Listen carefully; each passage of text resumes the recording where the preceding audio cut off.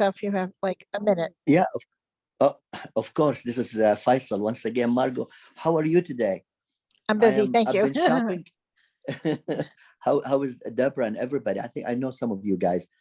This is Faisal. I'm calling obviously from Riyadh, Saudi Arabia. I was shopping for all the other rooms, and I thought this is really brilliant, nice little room. And I saw you, Margot. I said, perfect. I'm just gonna stay here. You're funny. You're a funny guy. Always have been. So, now I want to turn it over to you. Please continue with what you were discussing. And then I think we need to let everybody have like 1 or 2 minutes to give their reflections. Okay, so we can keep this flowing because we lost a lot of time. Well, we waited for you to come here. We were waiting for you. Okay, go ahead. Okay. Sure. No, I was just, ending up by just adding to the conversation that was just going on that, I really think the adult or the senior generation, as we call, has a certain qualities like wisdom, experience, the maturity, and the calmness, while the younger generation has creativity, optimism, enthusiasm, the never say die attitude, anything is possible attitude, the innovative mindset, and the tech savviness that works for them. So at the end of the day, I truly think it's a yin and yang, which when comes together can have incredible results. And we need to ensure that there's proper collaboration. It's not just about one generation, right? Everyone's going to get older one sometime or the other. So you just need to see how we can collaborate together. I'm going to just say quickly, one of the things that we do with the NGO Committee on Sustainable Development is we just don't talk about it. We make it happen. We actually put it into practice. We collaborate together, just do it. Deborah, did you want to give some feedback at that point about anything? Okay. So Saffron, I wanted to interject that part because, and we don't preach to either or. We work in total collaboration. And when people come to us, they say they are so thrilled. They come back from the World Bank and wherever because they said, we have so much diversity and they see the collaboration between all the intergenerational. So we don't talk about it, we just show up and make it happen. So you're welcome to join us anytime you want to. So go ahead, you take on this part and see how we can keep the dialogue flowing. I'm going to step back a little bit here and just listen and learn. Thank you. Sure, and I would like to hear from all the attendees here. What are some of the things that you're doing in your organizations to actually, help everyone, the younger generation come together and work collaboratively? I would like to know some of the best practices and things you're doing. Tatiana, over to you. Yeah, you have your hands up. Okay, in addition to being the representative of the Thanksgiving Foundation for the UN, not very active in lately, I am on the board of the UNTD Dallas, which is a public university for underprivileged young people. And one of the things that happens in this place, in this area, is that you have so many people who do not care about worldwide movements, about the United Nations. I've always had problems trying to reach out to them and telling them that the United Nations is a very useful tool for the future. And so that's what I do at UNT Dallas.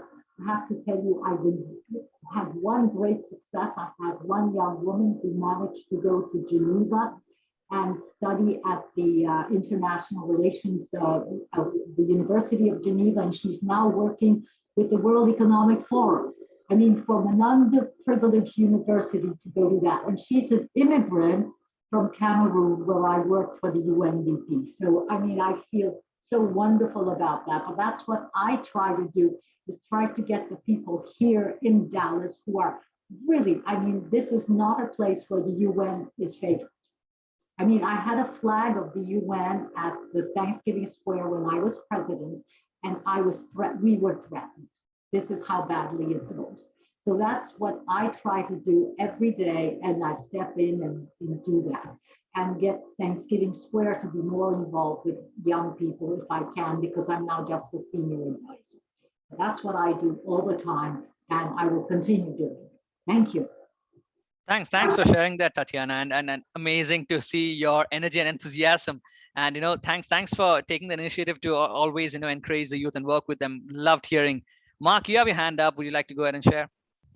Sure, great, Safan, great hearing from you. One of the challenges we have in the Bahamas is getting young people involved in volunteering and serving in the nonprofit sector. And we noticed that Rotary, they have a Rotaract system, which grooms young people, I think, from their 20s into their 30s, and then they become Rotarians, which seems to be working really well.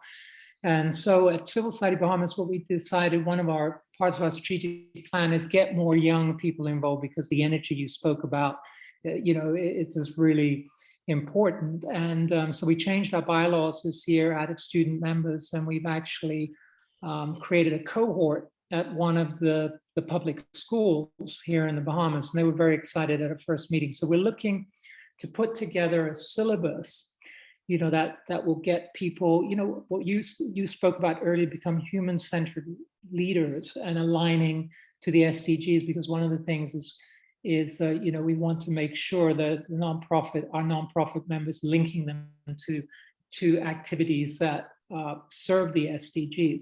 So I would be really interested to, if there was a chance of collaboration, if you can help us with some aspects or share bits of your syllabus. I know we're looking at civics, teaching them about the Constitution and the importance of, what the Constitution says and their rights, and understanding those rights, but then also getting them involved into projects where they can start to serve. So anything that you can help us with, we'd be really grateful. Sure, Mark. We can of course collaborate, and I think the great point regarding the Rotary and the Rotaract. I've seen a lot of youngsters being involved with Rotaract. Driving blood donation drives, climate action cleanup drives, etc. So that's a great way, looking at the different organizations and culmination points where all the youngsters collaborate, and reaching out to those organizations. Thanks for sharing that. I'd like Graciela to introduce herself. Graciela, can you open your mic and introduce yourself quickly? Just very short introduction. Thank you. Graciela?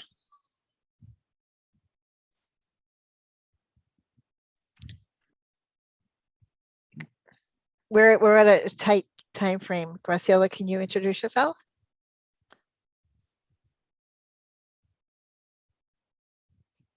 No, we Graciela, can't hear you. We cannot hear you. So we'll come back to you in a bit. Thank you so much. Maybe you can put your I got it. You can put your information in the chat. Okay, Saffron, back to you. Thank you. Sorry. Yeah. Continuing with that conversation, would anybody else like to add on to what was discussed by Mark and Tatiana?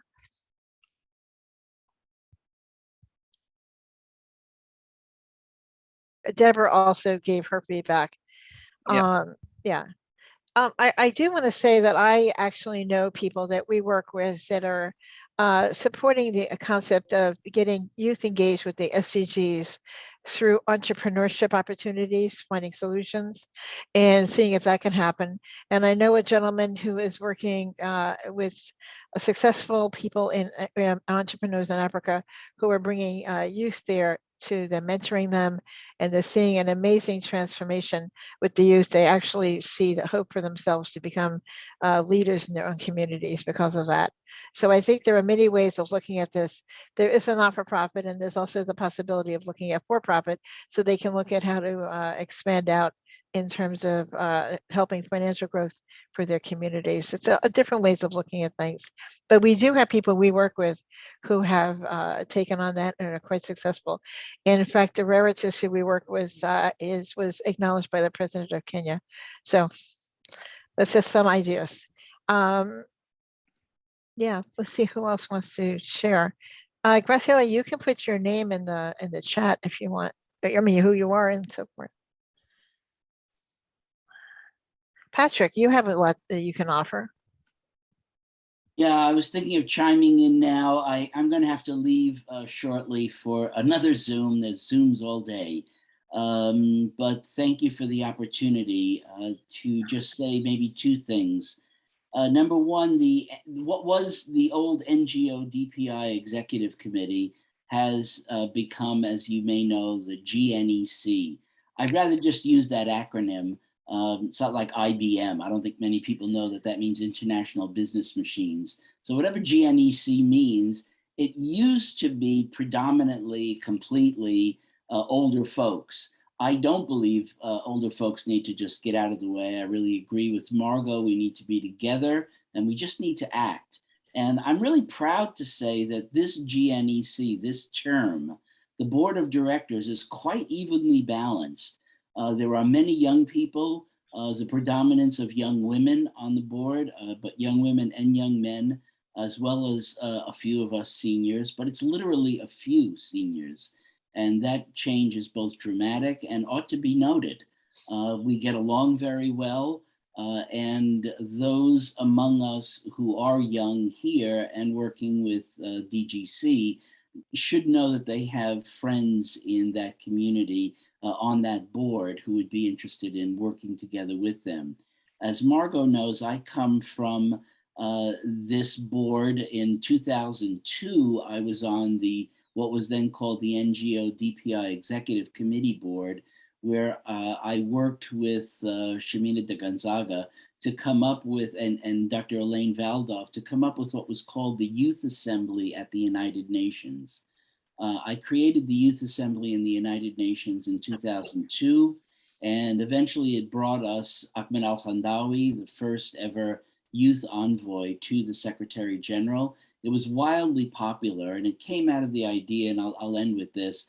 I was never really thrilled by the model UN. I know that it's a great growing process, but I think that having very young kids, pretend to be the ambassador from Yemen may have some advantage. But I was looking to create an opportunity that was intergenerational. It's really where I met Margot, and Margot was among the people who really brought its quality. And she spoke there several times, and eventually we wound up working on other programs because of that.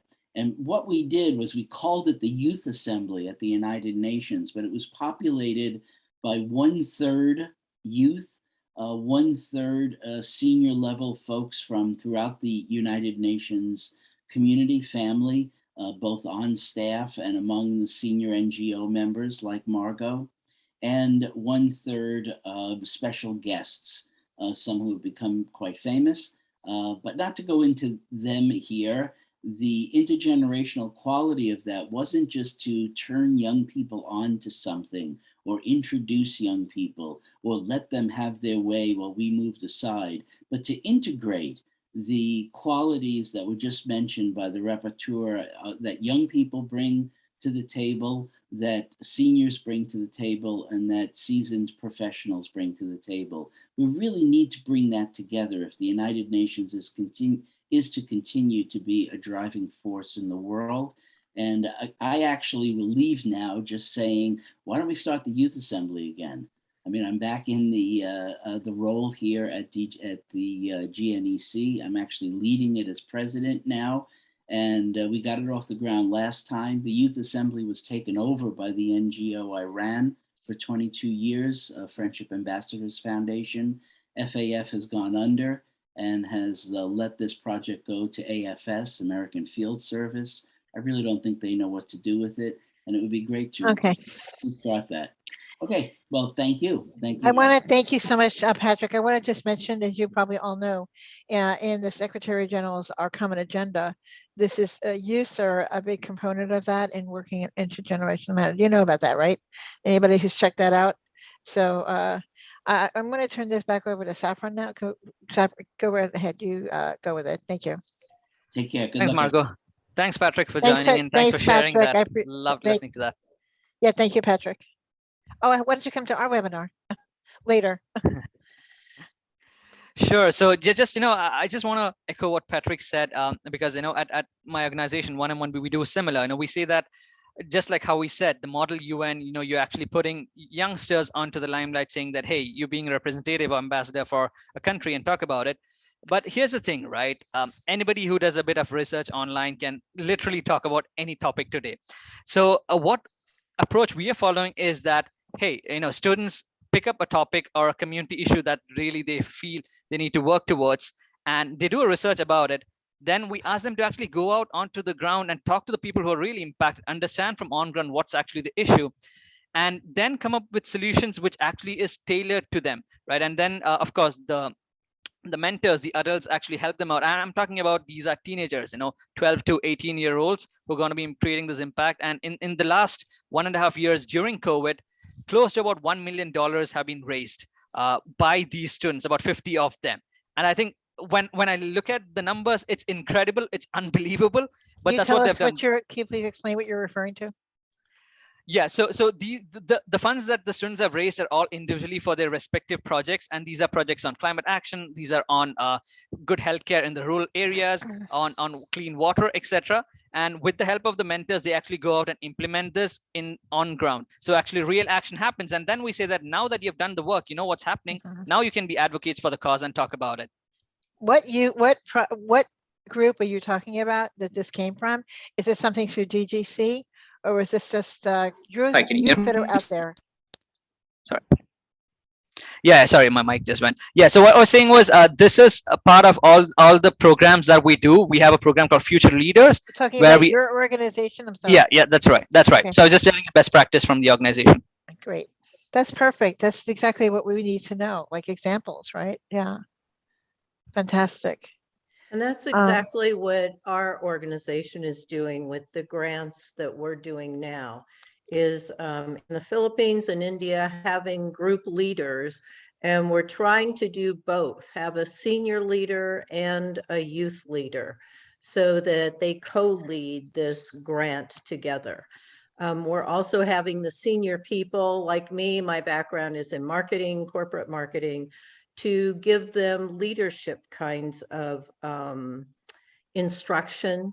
We'll meet together once a month and they will get a smattering of a background and education.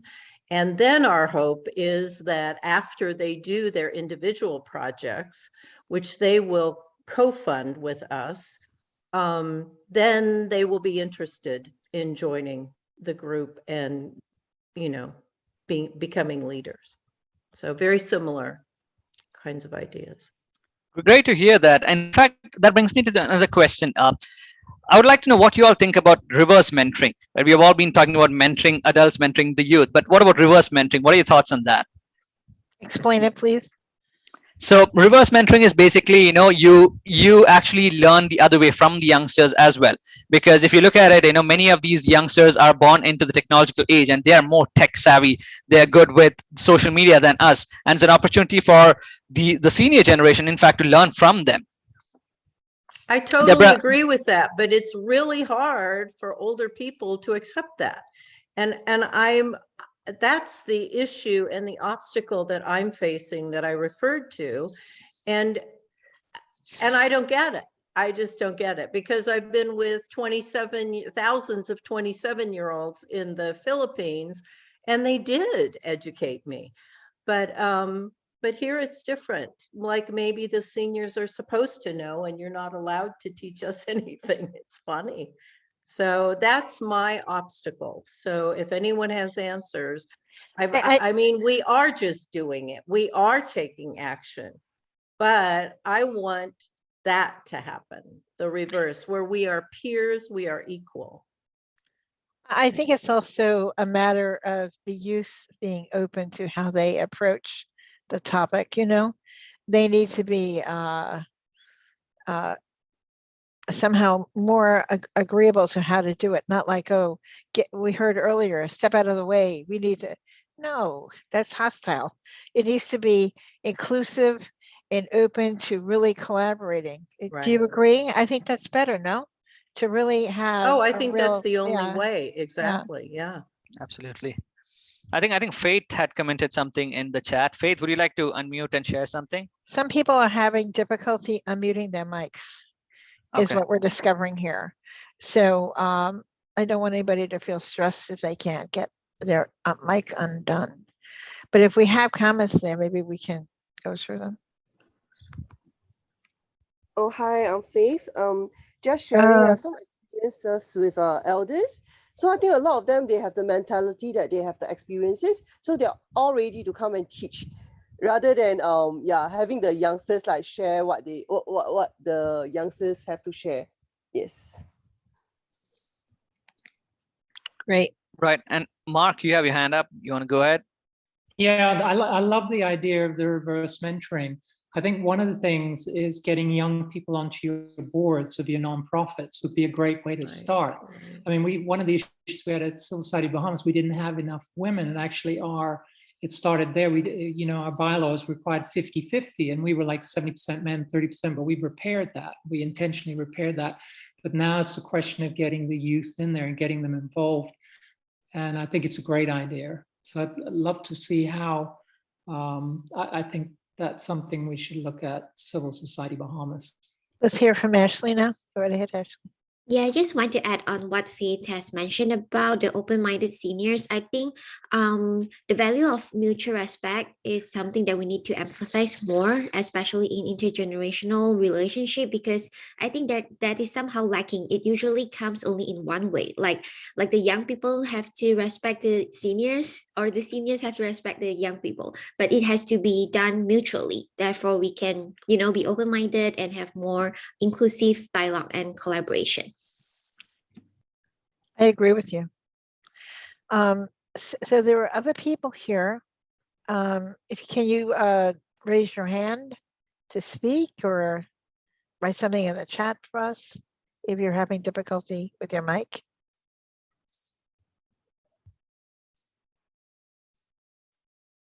Teddy? Teddy, can you check if your mic's working? I see a message that your audio is not working. You could check it again. So I want to take a check of the time. How much time do we have before the session ends? Because we did start late. 14 minutes. Yeah, so maybe we want to start doing a little bit of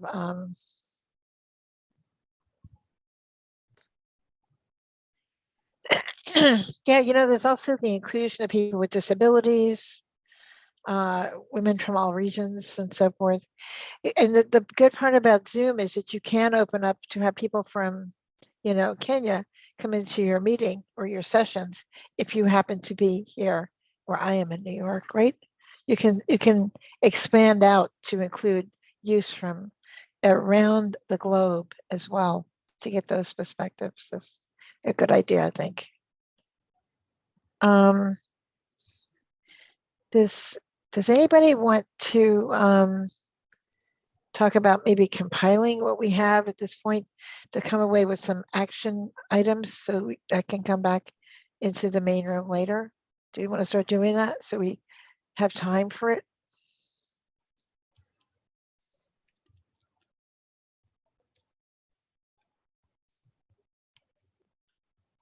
So we're going back to the main session. Sure, I think we can just put down some of the pointers together. I see that Ashley's been taking some of the notes. I'm just looking at that. Just to summarize, I think I can just pick up a few points and maybe you could just add to it. I would like us to consider those points to be the points that Ashley brings into the session. Okay. Okay, so we have engage and involve more with the young people. Cultivate the spirit of volunteerism among young people. That's pretty challenging. And how do you introduce a I'm not sure, Ashley, what that was. I wasn't sure. You just put in italics. Okay, integrate SDG through entrepreneurship among the youth community. I think that's something that can be looked as a best practice. Margot, you shared that, so we could look at that. There's also something that Faith just put in the chat here about the perspective of gender equality, from older males not getting it. I think we could also look at, giving youth, young boys and girls the opportunity to actually share their voice, right? So I think in the last couple of years, it's opened up a lot. People are getting opportunities, but one of the big criticism throughout was that, okay, you're talking about young people, but where are we getting the opportunity? So giving them the opportunity in like different forums, like what the civil society, TGC does, listening to them, listening to the aspirations. What is the world that they really want to build, right? Because as we are saying, intergenerational collaboration, but like Deborah, like you rightly said, right? Sometimes the senior generation doesn't want to listen, but it's not just putting it down there saying that, hey, this is the world we're going to build and you're going to take over. No, it's about asking them, what's your aspiration? What really do you want to see in 10 years down the line, right? And how would you want to build that and make them the collaborators in building process? I think that we can let's accumulate what we have to put together. I think somebody just came in the room. Am I sure? Did that happen? No, okay, I thought I was admitting somebody into the room. No, they've gone to the main session. Oh, so you saw that too? Okay, just like what Matthew said earlier, giving the young their own opportunity to hear their idea. There's a saying here in Nigeria. They usually say it this way: what an old man sees sitting, a young man can't see it even after climbing a ladder. So they always think age is experience, while the youth think education is experience. So there's always this gap between the young want to show I'm intelligent, I know what this I can predict, while the elderly might feel a little bit, no, I've been doing this for decades, you can't tell me this is certainly what's going to happen. So there's always this misunderstanding between these two, I think. Okay, let's put together, I think it's time to put together really what our couple of options are for going forward, like action items. Toward working in collaboration, being open maybe to possibilities for collaboration. Stefan, why don't you take that on and I'll just... Sure. I think one more point was, how do we facilitate reverse mentoring and ensuring that the older generation is happy to listen to the younger ones and the younger generation respects the older generation. That's another point. I don't think it's how. I think we just need to be open to it. You know, I think we need to create the opportunities for that to happen. Bring For me, people I think together. it's how, because I've been trying. Can I finish? I just want to finish my point and I'll give it right back to you. I just wanted to say, I think sometimes when you open up space with the topic of how to be into collaborative efforts, maybe they'll come together. Go ahead, Deborah. Sorry, I just want to finish my thought. Well, I just disagree with you. I've tried. I do it all the time. Sorry. Sorry. Over a year and a half now, and it's staggering to me that it's like a blank. Like when I say these things, it doesn't register to them. So yeah. So for me, the how is important. What tactics can I use to do it? So we I just love Mark's idea of getting them on the board. I think that's a way. Possibly, but I will tell you, not only do we do it in our sessions, okay, they used to come into our sessions, tell us how we are so open to this, that they are happy, and they come in and they share. We're open to them sharing what they need, how to collaborate with us. We want to hear, we listen. And one of the things, I understand, that's the issue. These women want to mentor, and the youth do not want to come to the group because they're not being heard as equals, they're being mentored. Yeah. So that's the question. How do we evolve to that? To listen. I think, Deborah, one of the things can also be in terms of how that facilitation happens, right? So many times what happens is, if you're from a position of power or in a higher position, right, and you tell them, it's like you're dictating it to them. I don't need your mentoring, who are you, right? So sometimes it's also just like between parents and kids, breaking that barrier, saying that, hey, I'm your friend, right? You can talk to me, and let's co-create something. Let's understand what your issues are, and let's try to find a solution. Maybe that's something, maybe that communication barrier could be broken. Mark, did you want to share? Yeah, I think one of the issues is that a lot of young people I speak to feel that, one, they don't have a voice, and two, when they do have a voice, we pay lip service to it.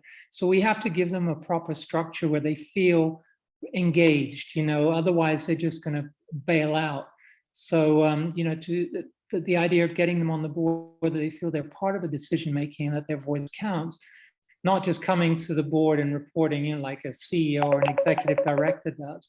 That doesn't really, I don't think that really does it for them. And so it's really finding a way to get them included in an intentional way. Saran, you have your hand up. Would you like to share? Yes, I'm 67 years old. I don't find that a lot of the young people are willing to listen to the years of experience that I have in 5 different professions. Also, I'm not so sure beyond the current technology that they have a lot to teach me. So getting them engaged is wonderful, but I'd like to be able to have them take what I've already done and move it forward rather than try to have them teach me something beyond the technology that they are so familiar with. Because they don't have a lot to teach me. They're young people. They just reach on the planet. Okay. So how are we, Ashley and Sarachu, how are we doing with our compiling of what we want, what you're going to bring out to the main room? What do we have so far? I can slightly summarize it. So we have few points. So the first one is we need to have more inclusive and collaboration between different generations. And everyone have provided great examples, but I don't think we're going to mention that later, or maybe some. And the second one is to give young people an opportunity to share their views and listen to the young people of what the world they want and what is their aspiration, but not just like building on what the seniors have already built.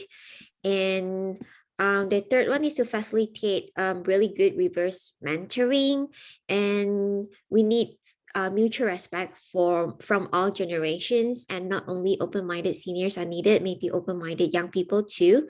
So like each generation is giving opportunity to each other to have the chance to collaborate and work together. And the third one is to have age balance at decision-making place, for example, involving youth on board of organizations. And the last one is to have a proper structure to accommodate the voice of young people so that they don't feel they are being left out of the conversation. I think we're almost down to the moments where we have to go into the large room now.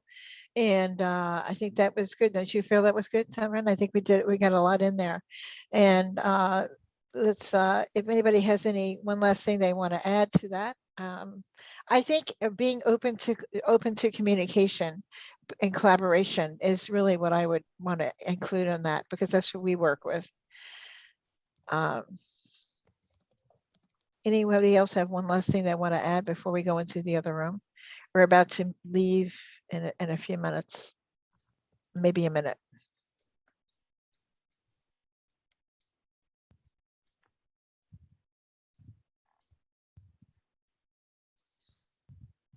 Nobody has anything they want to add to this? One last piece to contribute?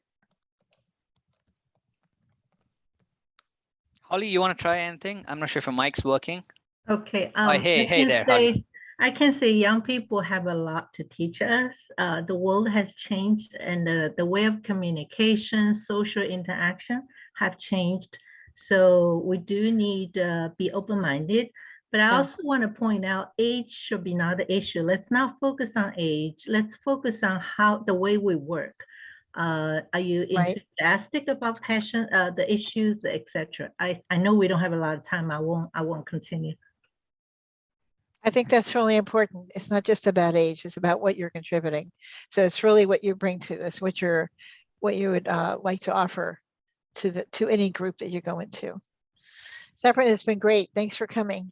Thanks for helping in the beginning, everybody. We missed you in the beginning of the room. Yeah, sure. So sorry about that. Yeah, it's like, where is he? Everybody, thank you. This has been great. Great getting to know you.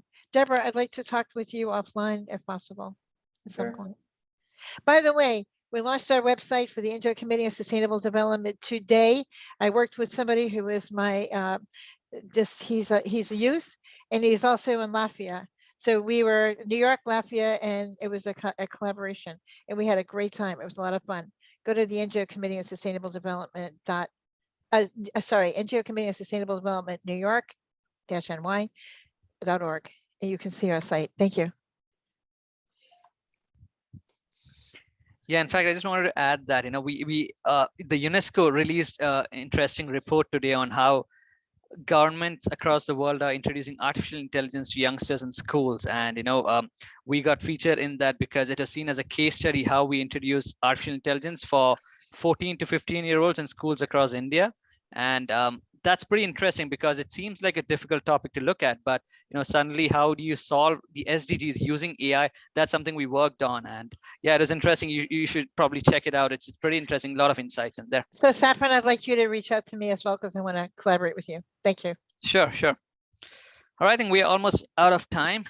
10 seconds gonna up. pull Thanks us out, everyone. It's yeah. amazing. It was amazing you. talking here. Thanks for sharing. Thank Thanks, you. everybody. you so See you. much. Bye, everybody. Thank See you. you there. Bye. See you in the other See you room. Ciao.